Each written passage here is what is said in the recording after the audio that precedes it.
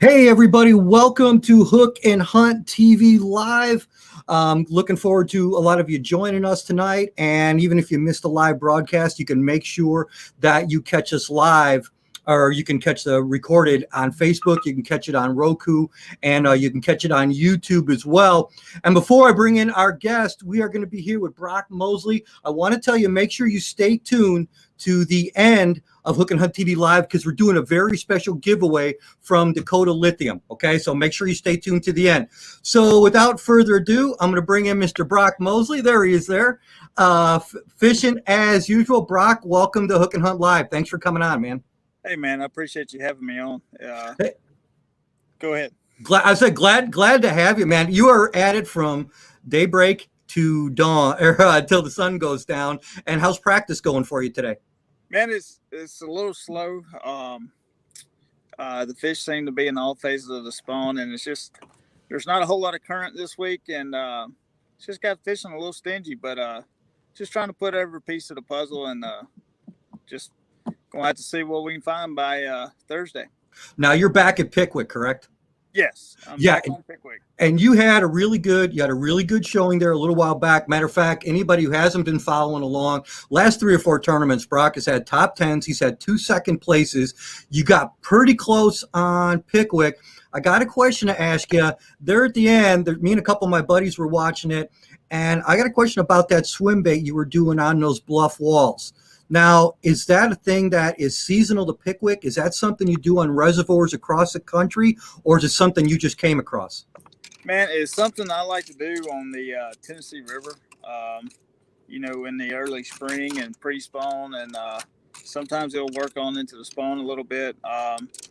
It's all current related. I have done it at other lakes up and down the Tennessee River, but it's one of them things you got to have line up just right for it to work. And it's the first time we actually had an event where everything lined up and I could get it to work. And I was pretty stoked about it because usually when you catch one, it's a good one.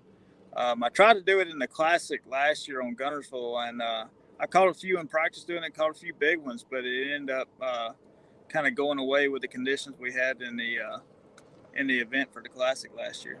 Now, since it was a big swim bait, that's a water clarity thing for me. I like throwing swim baits when water clarity is a little bit more clear. But current, especially with smallmouth react to current really, really good. I mean, it positions them really good. So was it current and water clarity what had to line up for you, or was there another seasonal thing?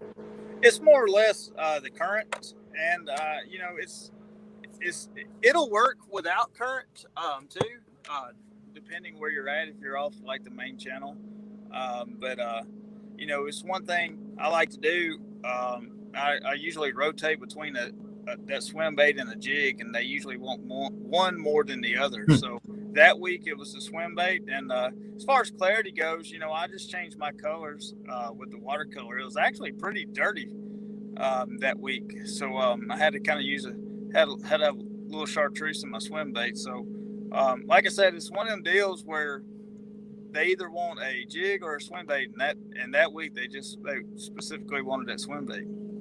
I appreciate you going through all that because we were wondering. We knew there had to be certain conditions for that, and that Tennessee River just seems to be guys come up with some stuff that we just don't see in the Midwest a lot doing that, and that was really cool for you to be doing that and got so close. And nothing better than me than catching smallmouth. I love that, so I was paying attention like crazy. But I want to know something. I know when you were growing up, you like baseball and you like bass fishing. Your dad owned a marina and everything, and you decided that you really wanted to get into fishing. And as far as I'm concerned, I think you did the smart thing. You went to college, you got a degree, and if you wouldn't mind explaining a little bit, because there's a lot of high school and college kids that'll end up seeing this, and I get questions sometimes about, what does it take to do this or do that in the outdoor industry? I think you did a really smart thing by getting a degree in business marketing. And by doing that, can you explain a little bit? Because especially when you get to your level, it's definitely not just about catching fish, is it? No. We always like to say you got to have 2 hats when you fish professionally. You got to have your fishing hat and your marketing hat. And because it's really half and half. There's times where it's all about fishing, and there's times where it's all about business, and them two go hand in hand. You can't really do this with one without the other. So, I decided when I was going in college to get something I could possibly work in the industry with. So I decided to go the business marketing route, because marketing is really a broad major to have. There's a lot of things you can do with it. It's not necessarily just a one thing specific. So there's a lot of things I can do with it. I got that just in case I didn't make it fishing. I had that in my back pocket to fall back on to have a career, possibly in the fishing industry if I didn't make it as an angler. Yeah, and I think that's a great backup plan. For those of you just joining us, make sure you stay tuned to the end of the end of Hook and Hunt Live here, because Dakota Lithium we're going to be doing a really cool giveaway from Dakota Lithium. So make sure you stay to the end of this. Brock, let me ask you another question. When you first started going in, when you said, I'm going to make the jump and I'm going to go pro, there had to be all kinds of thoughts running through your head. What, if you can remember back, what made you go, hey, I'm going to do this? And then you were obviously planning ahead, but just going, I'm going to do this. And how did you set a plan for yourself? It all started with a dream, of one day being a professional angler. And, it always seems like, yeah, that's what you want to do, but can I really get there? And you always have a little bit of doubt because it's so hard to get. Lost a little video audio there. There you go. Yeah, sorry, my phone was ringing. That's okay. Travel partners trying to find me for dinner, I guess. It always seemed like, am I going to make it? Because it's so hard to qualify for the Elite Series. I mean, it took me 3 years to qualify, and my second year fishing the Opens, I actually fished all three divisions, and I finished in the top 15 in points in all three, I believe. And by then I was like, maybe I am good enough. Yeah. I was right there where I needed to be. I just needed to have just a little bit better year to make it. And, I took baby steps. I fished as a co-angler some. I fished the BFLs.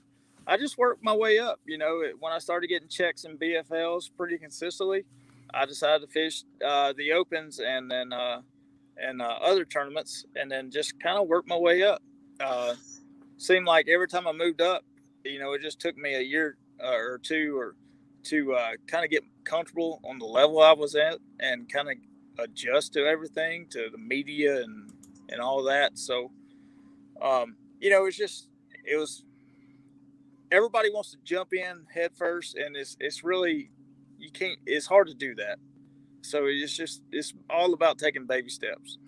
And I think that's the guys who are successful in the long run, they had the same approach, same attitude that you do, because it's not going to happen overnight in most cases. Not with all the people coming up, not everybody's going to make it a professional angler. But I think you said where it's got to start is with a dream. You've got to believe in yourself. You got to believe in your chances to do it. And you were proving that to yourself as you kept going and going. Are you finding the pressure now the same as it was when you started? Or are you looking at it a little bit differently? Is that what drives you now instead of that weight? Man, it's the pressure has pretty much gone. I mean, good now, and I'll explain why. When I made the Elites, there was still just as much pressure as ever. I was just married, or me and my wife got married my rookie year.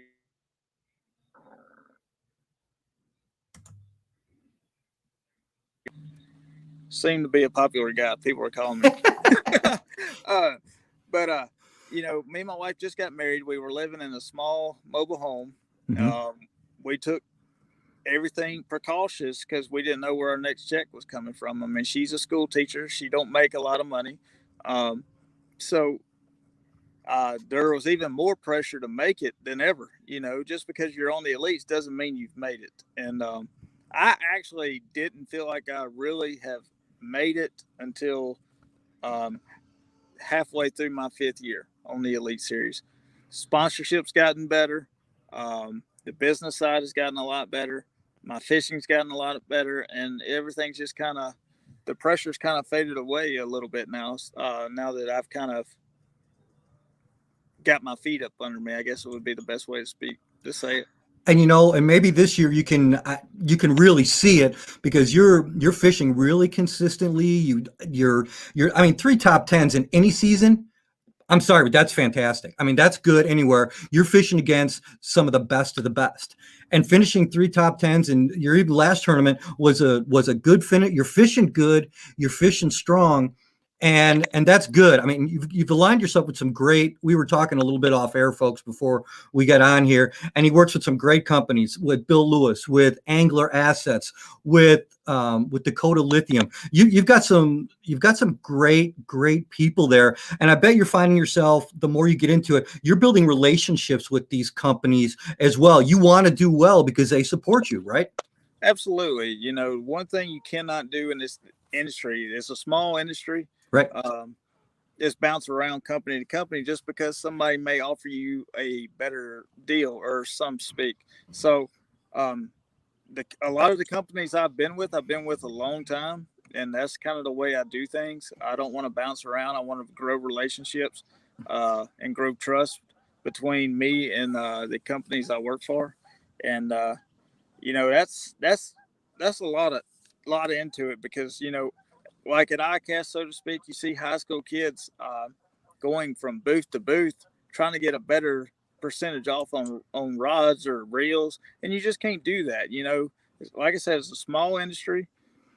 People talk, so best things to do is when you do start getting you sponsors on that on those promo deals and discount deals, stay with those companies because they believe in you and believe in them and believe in their product, and stick with those companies and grow relationships.